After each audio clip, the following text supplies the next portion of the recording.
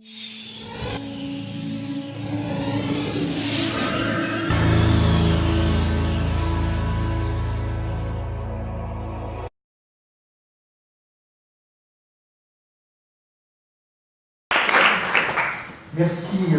à vous tous. Je voudrais d'abord commencer par une phrase qui m'a marqué. Les seuls combats perdus sont les combats qui ne sont pas menés. Et c'est une phrase de Bertolt Brecht qui est très importante parce que la vie c'est l'échec, mais la vie c'est aussi et d'abord un combat qu'on doit avoir pour réussir. Alors quel genre de combat en ce qui me concerne? C'est un combat pour le droit et un combat pour la justice. Pourquoi un combat pour la justice? Parce que j'avais l'impression, étant gamin, d'avoir été victime d'une très grande injustice, celle de ne pas pouvoir s'exprimer, puisque j'étais atteint d'un bégaiement très fort, qui ne me permettait même pas d'appeler ma mère ou d'appeler mon père, papa, maman, c'était des mots qui étaient interdits, j'imaginais le reste. Et donc, j'ai mené grâce à ma mère, et aujourd'hui, je vais peut-être me réconcilier avec elle, parce que lorsque j'avais raconté mon histoire à un journaliste, ce journaliste avait titré une gazette juridique, racontant à ce journaliste que ma mère rencontrait des personnes, des amis de la famille qui lui disaient « Ah oui, ton fils, c'est pas grave, il ne sera pas avocat. » Je l'ai entendu plusieurs fois. Et donc j'avais raconté ça, la journaliste elle avait titré son article « Tu ne seras jamais avocat, mon fils. » Et puis j'ai dû m'expliquer auprès de ma mère, elle dit « Mais je t'ai jamais dit ça, moi. » J'ai dit « Oui, mais c'est un journaliste, c'est un article, lis l'article, ne t'arrête pas simplement à l'article, au titre de l'article. » Et donc, je veux lui rendre hommage devant vous parce qu'elle a sacrifié sa vie professionnelle pour me soigner et faire en sorte que je puisse réaliser le rêve. Ce rêve, c'est combattre l'injustice. Ce rêve, c'est aussi combattre pour le droit. S'exprimer pour soi, mais s'exprimer aussi pour les autres. Et c'est comme cela que j'ai tenu, mais j'ai voulu devenir avocat. C'est une profession assez extraordinaire, une revanche sur moi-même. Dans un pays, parce que je suis un déraciné, dans un pays où j'ai passé ma jeunesse, un pays fabuleux, merveilleux, que j'adore, mais qui était une dictature. Et vous savez, moi, arrivant en France, je me suis toujours dit la chance que nous avons ici de pouvoir nous exprimer librement, d'avoir cette liberté de pouvoir tout dire, liberté d'expression. Alors que là où j'étais, dès que l'image du président de la République apparaissait, il fallait se taire, il ne fallait plus rien dire. Ah ouais, très bien, bravo. Et j'ai été éduqué comme ça, avec l'envie de dire, mais en arrivant en France, mais c'est merveilleux, on peut tout dire, on peut parler de tout. Et la profession d'avocat, cet avantage, c'est une liberté d'expression particulière. On est tous libres de tout dire. Mais lorsque vous mettez une robe d'avocat, vous avez l'immunité de parole. L'immunité de parole vous permet même, dans une salle d'audience, de diffamer. Vous avez le droit, pour la défense des intérêts de votre client, d'aller même jusqu'à diffamer. Et récemment, une affaire est passée en justice. C'est un avocat qui était poursuivi pour avoir traité un procureur de la République de traître génétique. Traître génétique. Mot très fort, le Conseil de l'ordre l'a relaxé, la Cour d'appel a dit que c'était dans la liberté de l'expression de l'avocat, mais la Cour de cassation a dit attention, l'avocat c'est aussi le tact, c'est aussi la délicatesse, il faut voir si là on n'a pas dépassé le cadre de la délicatesse et du tact. L'affaire étant délibérée, mais elle est très intéressante. Cette liberté de s'exprimer, c'est un bonheur de pouvoir l'exercer totalement, avec l'histoire qui est la mienne. Et vous savez, lorsqu'on a vécu dans une dictature, comme c'était mon cas pendant une vingtaine d'années, on aime la liberté d'expression, on peut être aussi traumatisé. Mon père est traumatisé par cette expérience, lui qui a vécu près de 60 ans dans ce pays. sans liberté d'expression, ben, il a du mal à admettre qu'on puisse critiquer un président de la République. Lorsque je veux le torturer, je le mets face à Canal+, au Guignol de l'info. Il est face à la télé, il dit quand même c'est pas possible, c'est quand même terrible ce qu'on peut admettre, c'est pas possible, il y a des limites, les limites sont dépassées. Non, c'est ça, la liberté.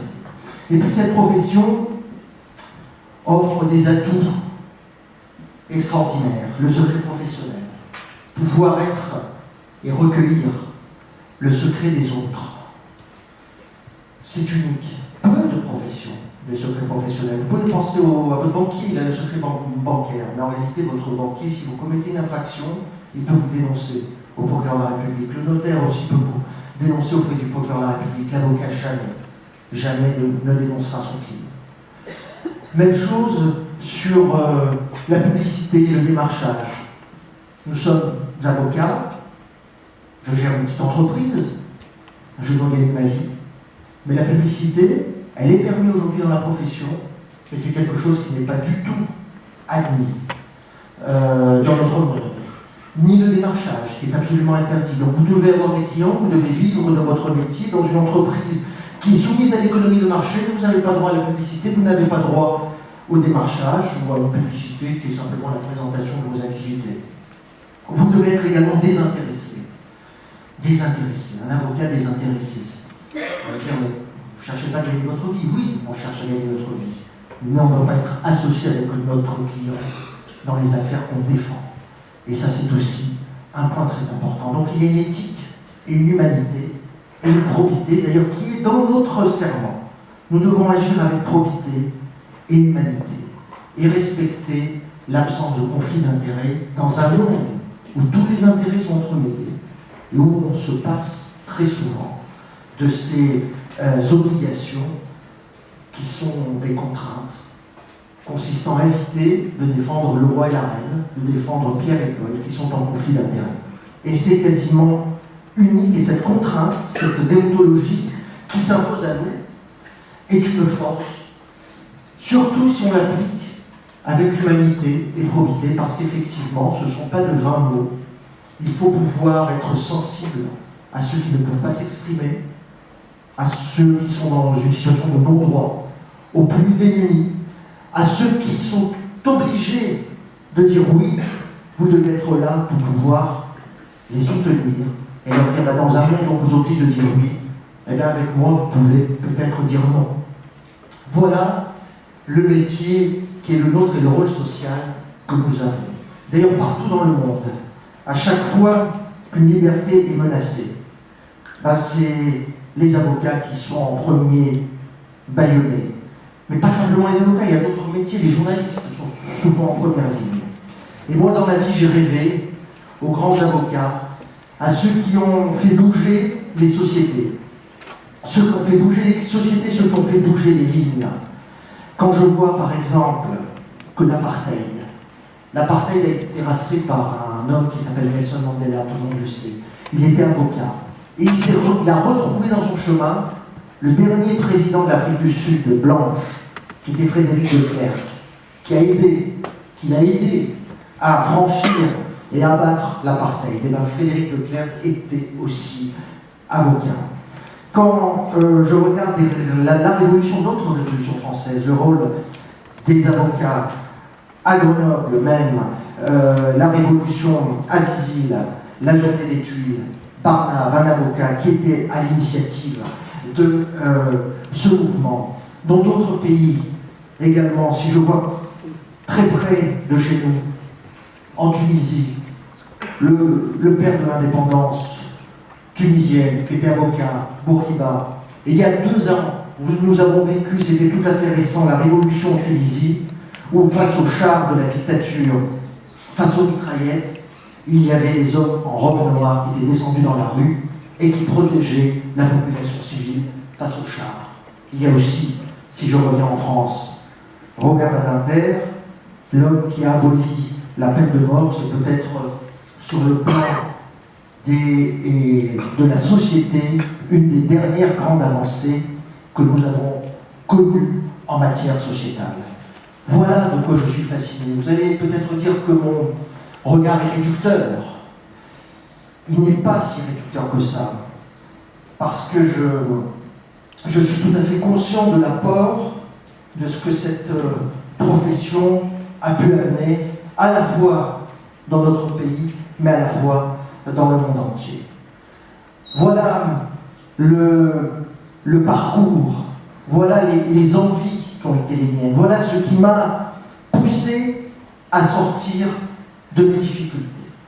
C'est penser à ces hommes, c'est penser au rôle, c'est penser aux injustices, et à dire que s'il y a une personne qui n'a pas la possibilité de s'exprimer, qui est dans une zone de non-droit, mais il faut toujours qu'il y ait quelqu'un qui lui tende la main, qui puisse parler. Et puis, même les personnes qui sont indéfendables, mais il faut leur permettre à ces gens-là, pour être véritablement dans une démocratie, dans une société de liberté, leur permettre de pouvoir s'exprimer, même si d'autres pourraient penser qu'il vaudrait mieux les lyncher. Voilà la motivation qui a été la mienne.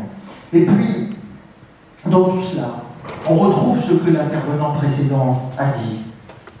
L'échec, bien évidemment, peut vous permettre, si vous en tirez les conséquences, d'aller plus loin et de franchir des montagnes et de réussir. Le handicap aussi. Si vous êtes conscient des envies de ce que vous voulez devenir, vous pouvez surmonter les plus grandes montagnes. Mais il y a une chose importante qui va devoir sans doute être le fil rouge de toute votre après-midi. Et je l'ai retrouvé dans ce que l'intervenant vient de vous dire. C'est la passion, l'envie et l'amour. La passion de ce que vous faites, l'utilité que vous pouvez apporter aux autres, à vos proches, à vos collaborateurs, à votre famille. L'amour du métier que vous avez, la passion que vous pouvez donner au métier que vous exercez. C'est un moteur qui vous permet de franchir des étapes extraordinaires. Être un passionné, c'est absolument formidable. Et moi, tous les matins, lorsque je me lève, d'abord je me dis la chance que j'ai de pouvoir être ce que je suis, très modestement, bien évidemment, être ce que je suis. La chance de pouvoir parler, la chance de pouvoir être le porte-parole de ceux qui sont dans la difficulté. C'est une satisfaction qui compense de loin, toutes les difficultés que j'ai pu avoir. D'ailleurs, ces difficultés, j'essaye d'être très prudent. J'en parle pratiquement plus parce que d'abord, on ne me croit plus. Quand vous savez, j'arrivais pas à dire un mot quand j'étais gamin. On ne me croit plus. C'est vrai que ça me fait plaisir quand on me dit, vous savez, ça se voit pas. Ça se voit pas. Vous voyez, je me compare souvent à François Bayrou. François Bayrou, il lui reste un petit filet pour les connaisseurs, les becs professionnels comme moi. On voit qu'il y a un petit quelque chose. Moi, j'arrive à le masquer. J'arrive à le masquer grâce à mes mains. Mes mains ont besoin de bouger. C'est mes mains qui me font parler. D'ailleurs, ce micro est une grande gêne. Si j'avais su que j'allais devoir avoir un micro entre les mains, j'aurais sans doute demandé autre chose. Je ne l'ai pas fait, mais c'est une difficulté supplémentaire que j'ai devant vous en tenant ce micro dans la main. Mes deux mains et mes doigts qui bougent, c'est exactement ce qui me permet de parler et de parler avec une certaine facilité. Et donc pour terminer, je voulais vous dire un mot, une chose à retenir. Faites les choses avec passion, faites les choses avec amour, regardez ce qui peut être pire derrière vous, soyez toujours optimiste, et comme l'a dit Confucius, choisissez un métier que vous aimez et vous aurez l'impression de n'avoir jamais travaillé. Merci.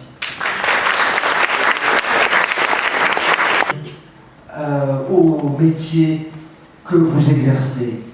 C'est un moteur qui vous permet de franchir des étapes extraordinaires. Être un passionné, c'est absolument formidable. Et moi, tous les matins, lorsque je me lève, d'abord je me dis la chance que j'ai de pouvoir être ce que je suis, très modestement, bien évidemment, être ce que je suis, la chance de pouvoir parler, la chance de pouvoir être le porte-parole de ceux qui sont dans la difficulté.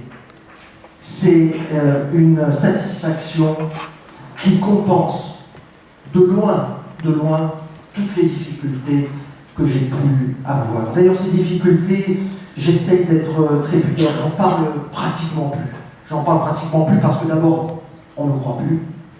Quand vous savez, j'arrivais pas à dire un mot quand j'étais gamin, on ne me croit plus. C'est vrai que ça me fait plaisir quand on me dit, bah, vous savez, ça se voit pas. Ça se voit pas. Vous voyez, je me compare souvent à François Bayrou. François Bayrou, il lui reste un petit filet pour les connaisseurs, les becs professionnels comme moi. On voit qu'il y a un petit quelque chose. Ben, moi, j'arrive à le masquer. J'arrive à le masquer grâce à mes mains. Mes mains ont besoin de bouger. C'est mes mains qui me font parler. D'ailleurs, ce micro est une grande gêne. Si j'avais su que j'allais devoir avoir un micro entre les mains, j'aurais sans doute demandé autre chose. Je ne l'ai pas fait, mais c'est une difficulté supplémentaire que j'ai devant vous en tenant ce micro dans la main. Mes deux mains et mes doigts qui bougent, c'est exactement ce qui me permet de parler et de parler avec une certaine facilité. Et donc pour terminer, je voulais vous dire un mot, une chose à retenir. Faites les choses avec passion, faites les choses avec amour, regardez ce qui peut être pire derrière vous, soyez toujours optimiste, et comme m'a dit Confucius, choisissez un métier que vous aimez et vous aurez l'impression de n'avoir jamais travaillé. Merci.